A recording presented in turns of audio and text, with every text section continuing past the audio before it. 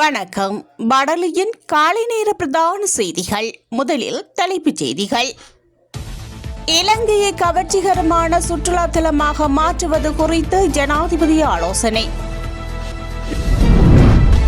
நாட்டின் கல்விக் கொள்கை மாற்றத்திற்காக கல்வி சபை பிரதமரின் அதிரடி அறிவிப்பு. அதிகரித்துள்ள போதைப் பொருளால் அழிவடையும் எதிர்கால சந்ததியிலிருந்து மக்களை காப்பாற்றுக ரவிகரன் எம்பி கோரிக்கை. காசாவை மீண்டும் கட்டியெழுப்ப அரபு தலைவர்கள் ஒப்புதல். தொடர்வன விரிவான செய்திகள். பாரம்பரியமாக கட்டுமானத்திற்கு அப்பாற்பட்ட முறையான நகர திட்டமிடல் மூலம் இலங்கையை ஒரு கவர்ச்சிகரமான சுற்றுலா தலமாக மாற்ற முடியும் என்று ஜனாதிபதி அன்ருகுமார திசாநாயக்க கூறுகின்றார். தேசிய பௌதீக திட்டமிடல் திணைக்கள அதிகாரிகளுடன் நேற்று ஜனாதிபதி செயலகத்தில் நடைபெற்ற கலந்துரையாடலில் கலந்து கொண்ட போதே ஜனாதிபதி இதனை தெரிவித்தார். நகர மேம்பாட்டு திட்டங்களை செயல்படுத்தும் போது இலங்கையின் அடையாளத்தை பிரதிபலிக்கும் வகையில் தயாரிக்குமாறு ஜனாதிபதி அதிகாரிகளுக்கு அறிவுறுத்தியுள்ளார். கிராமப்புற பொருளாதாரத்தில் கவனம் செலுத்துவதன் மூலம் நகரங்களை மட்டுமல்ல கிராமங்களையும் அபிவிருத்தி செய்து நாட்டின் பொருளாதாரத்தை உயர்த்துவதற்கான அரசாங்கத்தின் திட்டம் குறித்து இங்கு விரிவாக விவாதிக்கப்பட்டது. மேலும் அந்த வளர்ச்சி செயற்பாட்டில் கிராமப்புற கலாச்சாரம் மற்றும் மக்களின் வாழ்க்கையின் அடையாளத்தை பாதுகாப்பதன் முக்கியத்துவத்தை ஜனாதிபதி வலியுறுத்தினார். நாட்டின் கல்விக் கொள்கை மாற்றத்திற்காக கல்வி சபை ஒன்றை அமைப்பதற்கு தயாராகியுள்ளதாக பிரதமரும் கல்வி உயர் மற்றும் தொழிற்கல்வி அமைச்சருமான ஹரணி அமரசூரிய தெரிவித்துள்ளார்.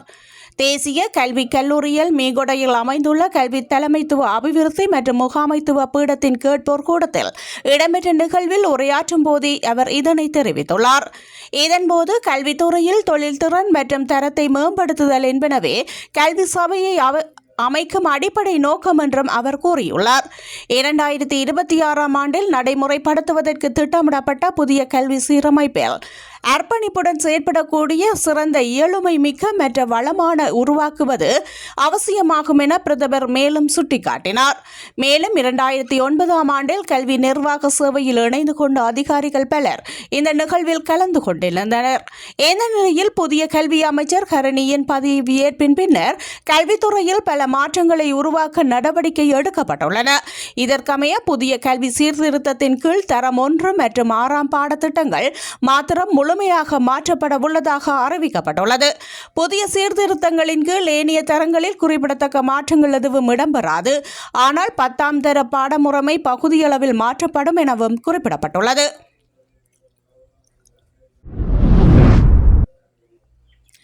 மனித எச்சங்கள் மீட்கப்பட்ட நல்லூர் பிரதேச சபைக்கு உட்பட்ட அரியாலை சிந்துபாத்தி மயானத்தில் கடமைக்காக நிறுத்தப்பட்ட போலீசார் மின்னொளி வசதிகளின்றி இருளில் தங்க வேண்டிய நிலைக்கு தள்ளப்பட்டுள்ளனர். அண்மையில் சிந்துபாத்தி மயானத்தில் தகன மேடை அமைப்பதற்காக தோண்டப்பட்ட போது மனித எச்சங்கள் வெளிவந்த நிலையில் குறித்த விடயம் தொடர்பில் போலீஸ் நிலையத்தில் முறைப்பாடு பதிவு செய்யப்பட்டது. இந்த நிலையில் குறித்த பகுதிக்கு போலீஸ் பாதுகாப்பு வழங்கப்பட்ட நிலையில் யாழ்ப்பாண நீதிமன்ற நீதிபதியும் குறித்த பகுதியை பார்வையிட்டுள்ளார். குறித்த பகுதியின் பாதுகாப்பிற்காக இரு போலீசார் 24 மணித்தியாலமும் பாதுகாப்பு கடமையில் உள்ள நிலையில் இரவு நேரங்களில் மின் விளக்குகளின்றி இருளில் காத்திருக்க வேண்டிய நிலை ஏற்பட்டுள்ளது. போலீசார் மயானத்தில் உணவு உண்பதில் இருந்து தமது அன்றாட செயல்பாடுகளை இரவு நேரங்களில் மேற்கொள்வதற்கு மின்விளக்கு இன்மையால் பல்வேறு அசௌகரியங்களை எதிர்கொண்டு வருகின்றனர்.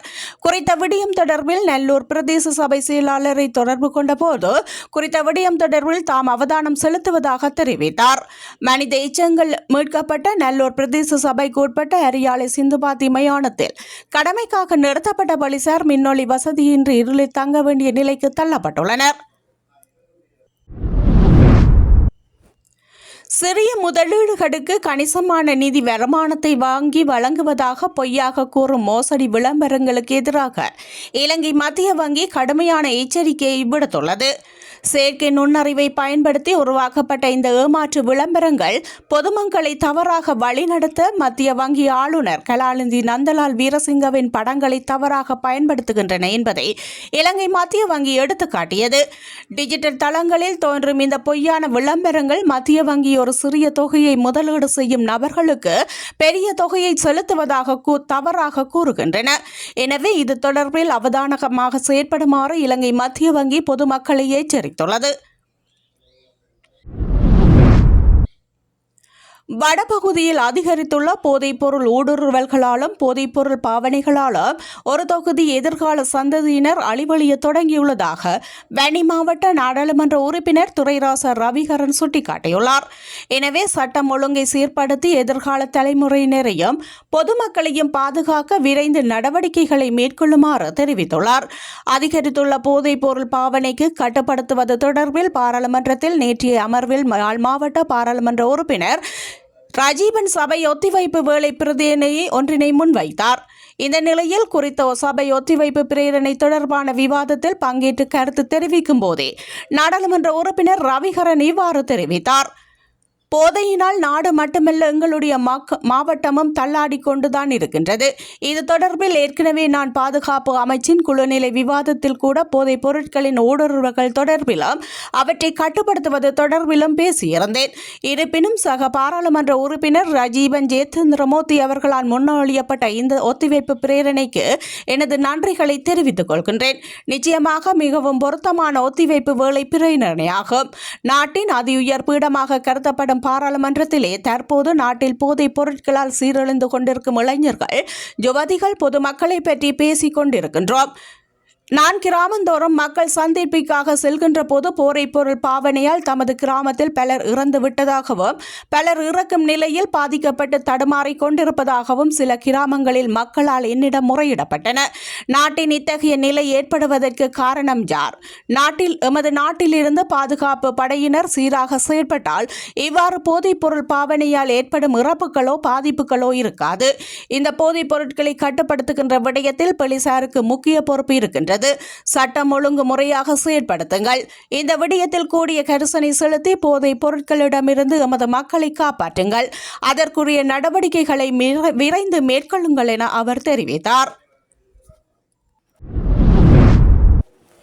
நெல்லியடி போலீஸ் பிரிவிற்குட்பட்ட வெள்ளை பகுதியில் வைத்து அறுத்து செல்லப்பட்ட சங்கிலியுடன் சந்தேக நபர் ஒருவர் சாவகச்சேரியில் வைத்து நெல்லியடி போலீசாரால் அதிரடியாக கைது செய்யப்பட்டுள்ளார். நேற்று புதன்கிழமை காலை வடமராட்சி வெள்ளை பகுதியில் வைத்து நெல்லியடி நோக்கி சென்று கொண்டிருந்த தனியார் நிதி நிறுவன பெண் ஊழியர் ஒருவரின் தங்க சங்கிலியை மோட்டார் சைக்கிளில் வந்த இருவர் அறுத்து சென்றுள்ளனர். இதில் மோட்டார் சைக்கிளின் இலக்கத்தை குறித்து கொண்ட பெண் இது தொடர்பில் நெல்லியடி போலீஸ் நிலையத்தில் முறைப்பாடு செய்திருந்தார். இதனைத் தொடர்ந்து உடனடியாக விசாரணைகளை மேற்கொண்ட நெல்லியடி போலீசார் மேற்படி சங்கிலி அறுப்பு கொள்ளைக்கு பயன்படுத்திய மோட்டார் சைக்கிள் சாவகச்சேரி நகரில் உள்ள பிரபல நகையகத்திற்கு முன்பதாக நிற்பதாக போலீஸ் புலனாய்வு தகவலை கிடைத்ததை அடுத்துள்ளது. இந்த சம்பவத்திற்கு விரைந்து சென்ற நெல்லியடி போலீஸ் நிலைய பொறுப்பதிகாரி தலைமையிலான குழுவினர் அறுத்த சங்கிலியையும் மோட்டார் சைக்கிளையும் 2 மணி நேரத்தில் மீட்டதுடன் கொள்ளையன் ஒருவரையும் கைது செய்துள்ளனர். கொள்ளையர்களால் அறுக்கப்பட்ட தங்கச் சங்கிலியை சாவகச்சேரியில் உள்ள பிரபல நகை வியாபார நிலையத்தில் விற்பனை செய்து சீட்டையும் பெற்றுக் கொண்டுள்ளனர். ஆனால் நகைக்குரிய பணத்தை பிற்பகல் தருவதாக கூறி நகையை கொள்வனவு செய்துள்ளதாக போலீசாரின் விசாரணையில் தெரிய வந்துள்ளது. சந்தேக நபர் மட்டுவில் பகுதியில் உள்ள அவரது வீட்டுக்கருகில் வைத்தே கைது செய்யப்பட்டுள்ளார். மேலும் ஒருவர் தப்பி சென்றுள்ளதாக தெரிவிக்கப்பட்டது. நகையை மீட்ட போலீசார் நகை உரிமையாளரிடம் காண்பித்து அடையாளத்தை உறுதிப்படுத்திக் கொண்டனர். வழிப்பறி கொள்கையில் ஈடுபட்ட சந்தேக நபரை இன்று பருத்தித்துறை நீதிமன்றத்தில் முற்படுத்த நெல்லியடி போலீசார் நடவடிக்கை எடுத்துள்ளனர். பாலஸ்தீன அதிகார சபையின் எதிர்கால நிர்வாகம் காசா பகுதியை கட்டியெழுப்பும் திட்டத்தை அரபு தலைவர்கள் முன்மொழிந்துள்ளனர். காசாவை முழுமையாக கைப்பற்றி அதனை மீண்டும் கட்டியெழுப்புவதாக அமெரிக்க அதிபர் டொனால்ட் ட்ரம்ப் அறிவித்த திட்டத்திற்கு மாற்றாக அறிவிக்கப்பட்டிருக்கின்றது. முன்னதாக போரால் கடுமையாக பாதிக்கப்பட்டுள்ள காசா பகுதியை கட்டியெழுப்பி அங்கு நிறைய வேலைவாய்ப்புகளை உருவாக்குவதாக அதிபர் ட்ரம்ப் தெரிவித்திருந்தார். இவரது இந்த அறிவிப்புக்கு அரபு தலைவர்கள் கடும் கண்டனம் தெரிவித்திருந்தனர். பாலஸ்தீன அதிகார சபை காசாவை ஆளும் வாய்ப்பு இன்னும் உறுதியாகவில்லை. எனினும் இஸ்ரேல் அந்த அமைப்பின் எதிர்காலத்தை நிராகரித்தது. மேலும் ட்ரம்ப் தனது முதல் பதவி காலத்தின் போது வாஷிங்டனில் இருந்த பாலஸ்தீன விடுதலை அமைப்பின் அலுவலகத்தை மூடிவிட்டு இஸ்ரேலுக்கு ஆதரவு தெரிவித்தார். கடந்த ஜனவரி மாதம் மீண்டும் ஆட்சிக்கு திரும்பிய டொனால்ட் ட்ரம்ப் சிறிது நேரத்திலேயே அமெரிக்கா காசா பகுதியை கையகப்படுத்தி அதை மத்திய கிழக்கின் ரிவியாக மாற்ற வேண்டும் என்று பரிந்துரைத்தார். மேலும் பலஸ்தீன மக்களை எகிப்து அல்லது யோர்டானுக்கு இடம்பெயர கட்டாயப்படுத்தினார். இவரது கருத்து உலகளவில் பெரும் எதிர்ப்பை தூண்டியது. கெய்ரோவில் நடந்த அரபு லீக் உச்சி மாநாட்டில் அதிபர் ட்ரம்ப் திட்டத்திற்கு மாற்று திட்டத்தை முன்மொழிந்தது. முன்னதாக அதிபர் ட்ரம்ப் கருத்தை இஸ்ரேலிய பிரதமர் பெஞ்சமின் நெதன்யாகு வரவேற்றிருப்பதாக தெரிவித்திருந்தார். உச்சி மாநாட்டின் நிறைவில் விரிவான அரபு திட்டம் ஏற்றுக்கொள்ளப்படுவதாக அறிவிக்கப்பட்டுள்ளது. மேலும் இந்த திட்டத்திற்கு சர்வதேச சமூகம் ஆதரவை வழங்க வேண்டும் என்றும் வலியுறுத்தியுள்ளது.